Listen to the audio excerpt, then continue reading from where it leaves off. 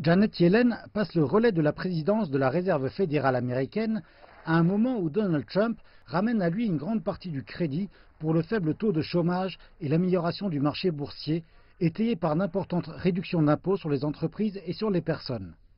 Pendant son audition de confirmation, Jerome Powell a dit qu'il se tiendra au double mandat de la Réserve fédérale, qui est de maximiser l'emploi tout en contrôlant l'inflation.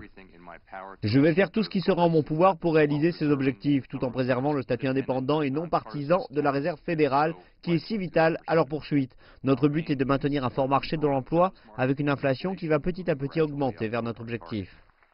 M. Powell commencera son mandat avec 3 des 7 sièges du Conseil des gouvernants vacants, des places qui devront être remplies par des nominations effectuées par Donald Trump.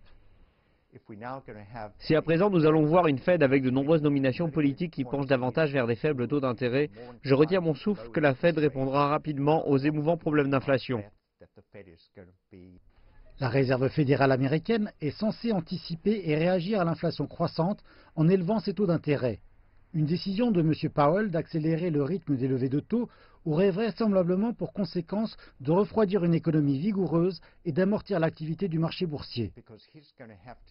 Il devra s'occuper de la manière de dégonfler la bulle d'une façon qui ne soit pas perturbatrice, s'attaquer aux forces inflationnistes qui s'accumulent dans l'économie et qui poussent l'inflation à la hausse. D'un autre côté, s'il lève les taux d'intérêt trop rapidement, il risque de faire s'effondrer tout le château de cartes sous son mandat. Personne ne sait quand les marchés se tourneront vers ce qu'ils appellent une correction.